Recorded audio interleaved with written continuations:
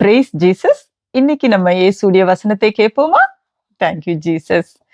லூக்கா chapter 11ல அவங்களுடைய சீஷர்கள் வந்து இயேசுடைய சீஷர்கள் வந்து இயேசுகிட்ட கேட்குறாங்க.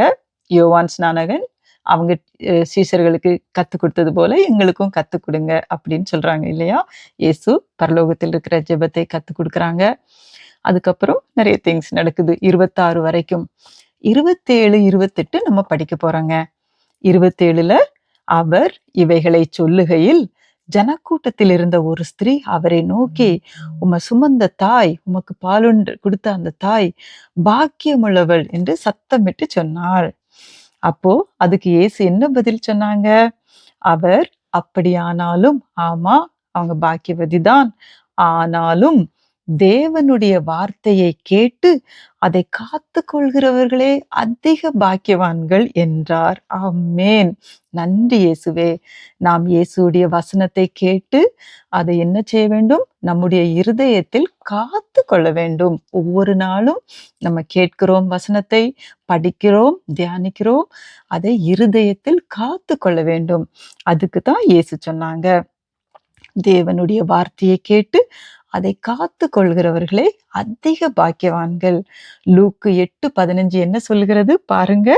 நல்ல நிலத்தில் விதைக்கப்பட்டவர்கள் வசனத்தை கேட்டு அதை உண்மையும் நன்மையுமான இருதயத்திலே காத்து பொறுமையுடனே பலன் கொடுக்கிறவர்களா இருக்கிறார்கள். ஆமேன். நன்றி இயேசுவே. பிரதர்ஸ் அண்ட் சிஸ்டர்ஸ், நம்ம வசனத்தை கேட்டு அப்படியே அதை இந்த காதுல கேட்டு இந்த காதுல விட்டு விடாம அதை இருதயத்தில் காத்து கொள்ள வேண்டும். ப்ரோவர்ப்ஸ் நீதிமொழிகள் 4:20 என்ன சொல்கிறது? அதை கண்டுபிடிக்கிறவர்களுக்கு அது ஆரோக்கியம், உடலுக்கெல்லாம் ஆரோக்கியமும் ஜீவனை கொடுக்கிறது என்று எழுதியிருக்கிறதுங்க. இந்த வசனத்தை ஜேம்ஸ்ல எழுதியிருக்கிறது. இதை ஒரு வசனத்தை கேட்டு அதன்படி செய்யாதவன் எப்படி கண்ணாடியில தன்னுடைய முகத்தை பார்த்து விட்டு போன பிறகு உடனே மறந்து விடுவது போல தன்னைத்தானே ஏமாற்றிக் கொள்கிறார்களாம். நாம் அப்படியல்ல சகோதர சகோதரிகளே. இயேசு கிறிஸ்துவின் ஜீவனுள்ள வார்த்தையை, இந்த ஜீவ ஒளியை நாம் கேட்டு அதை பத்திரமாக நம்மளுடைய இருதயத்தில் காத்து கொள்வோம்.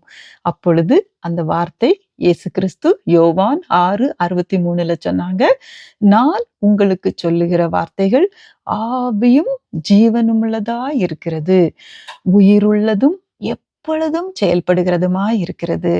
நாமும் இயேசு கிறிஸ்துவின் வசனத்தை கேட்டு அதை இருதயத்தில் பத்திரமாக இம்ப்ளான்ட், பேஸ்மேக்கர் ஹார்ட்ல வைப்பாங்கல்ல, இம்ப்ளான்ட் பண்ணி அதை வச்சுட்டு பத்திரமாக நாம் பார்த்து கொள்ளுவோம். அந்த வார்த்தை நமக்கு ஆவியையும் ஜீவனையும் தரும். இயேசு கிறிஸ்துவின் ஜீவனுள்ள நாமத்தினாலே இந்த வசனத்தை கேட்கிற ஒவ்வொருவரையும் ஆசீர்வதிக்கிறேன்.